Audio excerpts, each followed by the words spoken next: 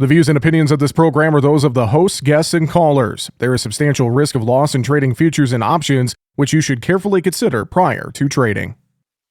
Well, as we round out another week in the trade, there's been a few news notes of importance. You look at the cattle market that continues to set records. We got a trade deal announced between the U.S. and the U.K. Weather continues to play a role in the grains and oil seeds as we see a pretty wide open planting window looking through the weekend here across much of the western central corn belt into the central and northern plains. We're going to dissect all of this and take a look at things across the grain and livestock sector. Joining us for a conversation, Brian Irie with Crossroads Co-op is back with us here on the show. And Brian, hope all is well. It's good to hear from you again. How are things out in the Panhandle area? Things are good. Glad to be back. Appreciate you having me on again, Jesse. Well, and I appreciate the time as well. And I want to start with weather because I know a lot of folks through Nebraska into Colorado, your neck of the woods, kind of Colorado, western Nebraska, Panhandle area and more. You look down into Kansas, up into western South Dakota, that central plains to northern plains. Things pretty dry right now from everything I'm hearing, Brian. I have to think that's maybe having some impact here on the grain and the livestock markets. There is a lot of dry weather out in that area that you described. It's amazing to me how quickly the corn crop is going in the ground out here. We've just had no weather delays whatsoever at this juncture. And we actually need some rain. There was a little bit of relief south of I-70 here down into southwest Kansas, Oklahoma Panhandle, North Texas this week in terms of help for the wheat crop. But boy, there's some areas out here where the crop is marginal that could use some rain just desperately here in the next week or 10 days, or I'm afraid it's going to be gone. And some other areas that, got enough to nurse it along too, which is good. Well, and thinking about this, I know the corn market really the last several days, just really since we kind of moved from April into May here, this corn market's kind of struggled. We're watching some of the spreads between July D's corn. And overall, I just got to think that a rapid planting pace is one of the biggest catalysts here weighing on this corn market in general, Brian. Yeah, I absolutely would agree with you. And I think the anticipation that we go from 94.5 million acres to 95.5 or 96, whatever the number ends up being, is the catalyst behind the market at this juncture. But I don't know, Jesse, I kind of think that we may be a little premature here in converging the July Dees or the July SEP even this early with my gosh, we were trading that at 33 cents here 7 or 8 sessions ago, and we're into what, 11? No, we're into 8 3/4 tonight on that spread. That is just a quick convergence, and I don't know if it's a head fake, something that's with us here for the short term or long term, but crazy stuff, as you've mentioned.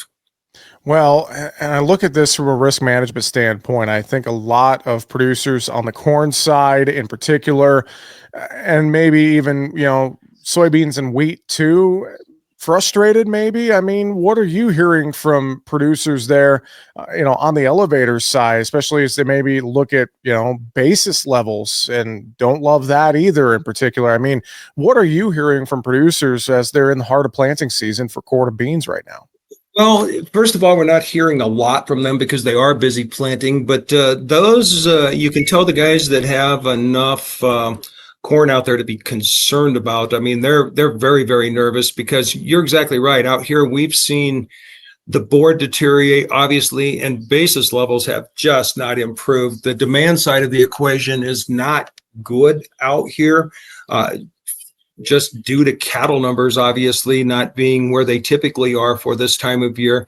And while we saw a lot of corn move in that December, Jan-Feb timeframe before tariffs came to the forefront, we bought a lot of corn and the market got saturated. I think there's a lot of commercials carrying length out here that they don't know what to do with because they maybe ended up paying a little bit too much and basis is deteriorating on them. It doesn't look good here as we move forward for basis values through the late summer, unless we start to squeeze some cattle back into the market or back into these yards late summer due to lack of grass because of the weather situation that we've been talking about. When you bring up cattle, we should talk about that a little bit here. Weave that into the discussion. I mean, and more records continuing to be set here, both on the future side and the cash side. We finally got above that $300 mark in August feeders. September even got above it here this week. I mean, you just look at this cattle complex that I've said this a couple of times. A market that can't go down won't go down, is what it seems like, Brian. Right, and I think the interesting thing is obviously it's demand driven. You know, we're hearing cash at 225 to 228 this week in the north anyway, and that's $3 to $7 higher than we were a week ago. And Packers just aren't able to get any leverage because they're not buying enough inventory or cutting kills deep enough. And it appears, from what we're hearing, the kill will be around 470,000 this week, and placed against a supply that's closer to 485,000. But demand is just the key to this whole complex staying as strong as it is, because the demand is good, and it's resilient at the retail level, and it just looks like it's going to stay that way for some time. And yeah, Packer margins are the worst in history, I hear. Well, and I'm wondering too, I haven't heard a whole lot of heifer retention starting up. You know, you hear some whispers about it. And when is that actually going to happen? When are we going to start trying to rebuild this cow herd? But maybe you've heard something different than I have here lately, Brian, but I'm not hearing much in the way of heifer retention right now. We've, and that's a question that gets brought up a lot out here in ranch country. We're my office is here in Greeley, where you have a packing plant, but and we've got plenty of packing plants around. But you get out into the heavy ranch country in eastern Colorado, western Nebraska, and these producers, the cow calf guy just cannot justify putting a $2,000, $2,500 heifer back into his herd when he's not going to get a calf out of her for a couple of years, and the economics just aren't set for us to retain heifers at this point. And I don't think that's going to happen for some time.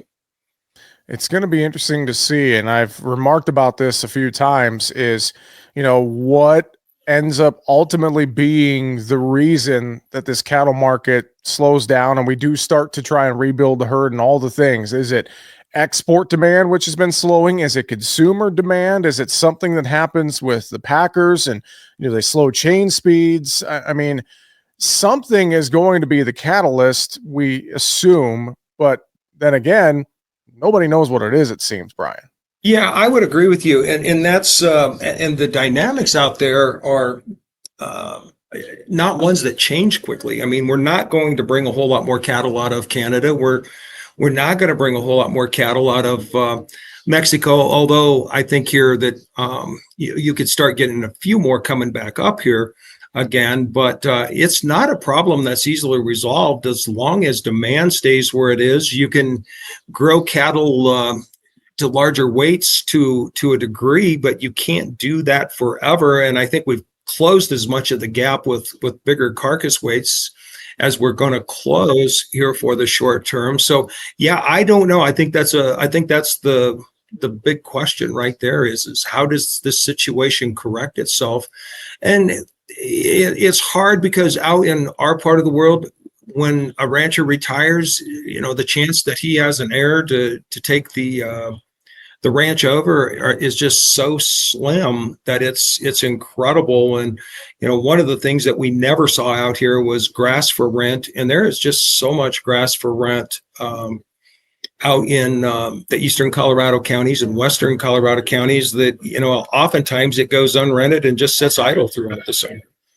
So how do we manage the risk here, whether we're talking cattle or even on the grain side? Any notes you would leave folks with here on the show today when it just comes to looking at our risk management right now, Brian? Yeah, I think, touching on the cattle thing real quick, I think it's hard to be a hedger in this environment, given the fact that the markets just continue to run higher.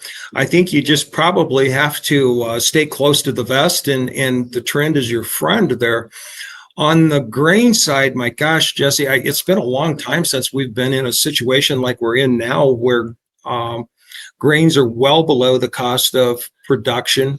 In most cases, I know the wheat farmers in this part of the world are already talking about putting this year's harvest under CCC loan with the big carries in the wheat market, hoping they get an opportunity along the way somewhere for a flat price rally.